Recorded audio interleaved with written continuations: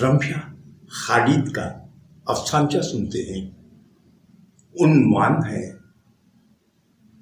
ازالہ۔ Please مجھے معاف کر دو، شکیل ہاتھ جوڑے زارو قطار رو رہا تھا۔ میں آئندہ یہ غلطی نہیں کروں گا۔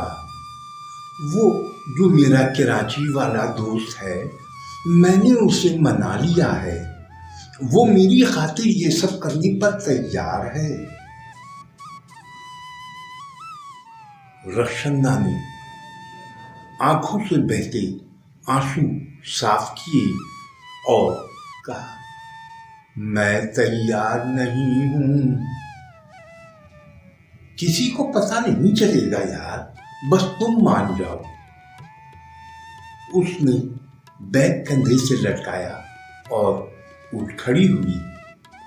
نکاح گڈے گڑیا کا کھیل نہیں کہ جب چاہو غصے میں طلاق دے دو اور پھر ازالے کے لیے بیوی کا حلالہ دوست سے کروانے کا سوچنے لگو۔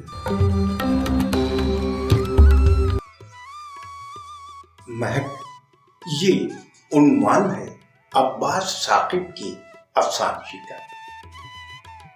آئیے سنتے ہیں مہک۔ فرمان احمد نے پرفیوم کی شیشی نوجوان کو دے کر کہا، یہ خوشبو ویسی ہی ہے جیسی آپ کی فرمائش ہے، دور سے ہی چبھتی، دماغ میں گھستی محسوس ہوتی ہے، یوں لگتا ہے جیسے مرچ سونگھ لی ہے، اس لیے اسے کوئی نہیں خریدتا۔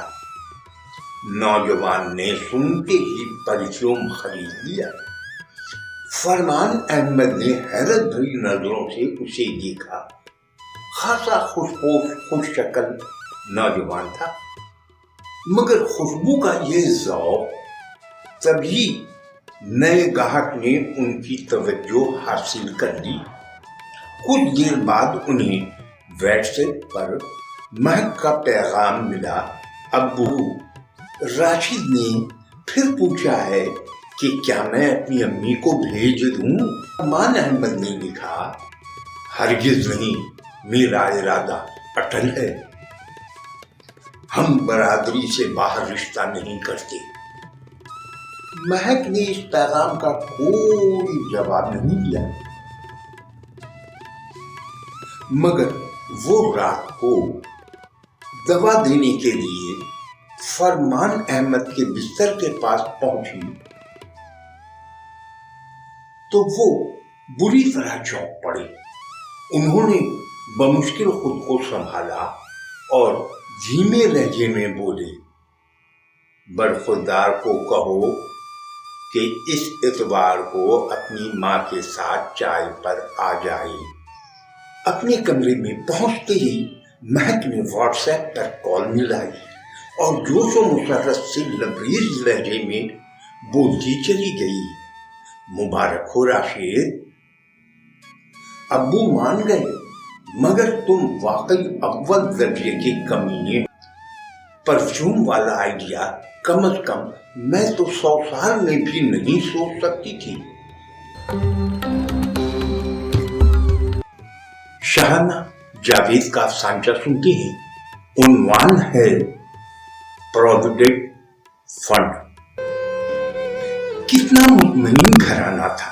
ساس گورنمنٹ اسکول کی ٹیچر تھی، بہو ایک کمپنی میں مینیجر تھی، بیٹا بھی انجینئر تھا، 3 بچے، آرام دہ زندگی تھی۔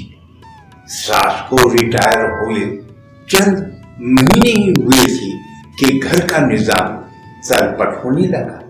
کل وقت کی ملازمہ بھی ہر وقت کی نگرانی سے تنگ آ گئی۔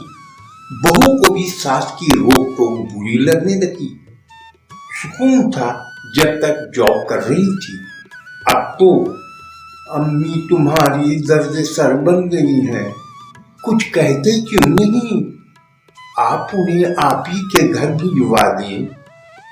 ارے غضب کرتی ہو، عقل کے ناخن لو۔ امی کا پروویڈنٹ فنڈ ملنے ہی والا ہے، یہی تو وقت ہے ان کے خدمت گزاری کا۔ جھولا، یہ عنوان ہے شہزاد بشیر کے افسانچے کا۔ ڈاکٹر رضی کے سامنے موجود ایک مشہور لوکل میڈیسین کمپنی کا سیلز ریپریزنٹیٹیو کافی دیر سے اسے اپنی کمپنی کی فارماسیوٹیکل پروڈکٹس کے لیے راضی کر رہا تھا، مگر ڈاکٹر رضی نے اس کی ہر آفر کو یکسر ٹھکرا دیا تھا۔ یہ بہت بڑا اور انتہائی مہنگا پرائیویٹ کلینک تھا۔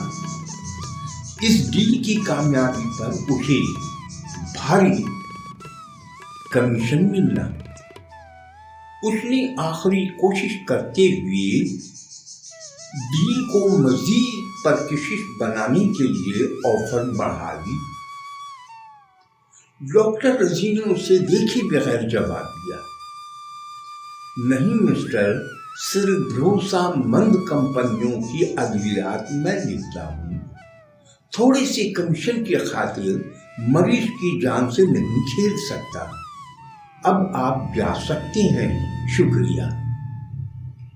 سیلز ریپ کے جانے کے بعد ڈاکٹر رضی نے اپنی میز کی دراز کھولی اور اس میں موجود ایک اور نئی غیر ملکی فارماسیوٹیکل کمپنی کا پرپوزل نکالا۔ مسکراتے ہوئے کمپنی کے اپروول پر دستخط کر دیے، پھر ساتھ رکھا ایک گفٹ بیگ اٹھایا۔ گفٹ بیگ میں اس کی پوری فیملی کے لیے عمرے کا ٹکٹ اور ایک برینڈ نیو کار کی چابی چمچما رہی تھی۔ آخری قربانی، یہ عنوان ہے محمد ظفر حسین کے افسانے کا۔ سید منہاج الدین کے خاندان نے پاک سرزمین کی خاطر قربانی دینے کا عہد کیا تو ہجرت میں آدھا خاندان ہندو سکھ بلوائیوں کے ہاتھوں بھیٹ چڑھ گیا۔ بچے کھچے افراد کو مشرقی پاکستان میں پناہ ملی۔ زندگی کی گاڑی چل پڑی تھی کہ بنگلہ دیش بن گیا۔ اس بار منہاج الدین کی بس ایک جوان بیٹی شاہانہ مکی باہنی کے حملوں سے بچتی بچاتی پاکستان پہنچ پائی۔ آج برسوں بعد شاہانہ دہشت گردوں سے مقابلے میں شہید ہونے والے لوٹے سپاہی بیٹے کی بہادری کا تمغہ وصول کر کے گھر لوٹ رہی تھی۔ لٹیروں نے راستہ روک کر سونے کی چوڑیاں اتروا دی، لیکن اس سرخ مخملی ڈبے میں نہ جانے کون سا قیمتی زیور تھا جسے وہ دکھانے پر بھی تیار نہ تھی۔ مزاحمت پر لٹیروں نے گولیاں چلا دی اور فرار ہو گئے۔ شاہانہ نے سرخ مخملی ڈبے سے شہید بیٹے کا تمغہ نکال کر سینے سے لگا لیا اور خون میں ڈوبی آخری ہچکی لی کہ پاک سرزمین کی خاطر یہ خاندان کی آخری قربانی ہے۔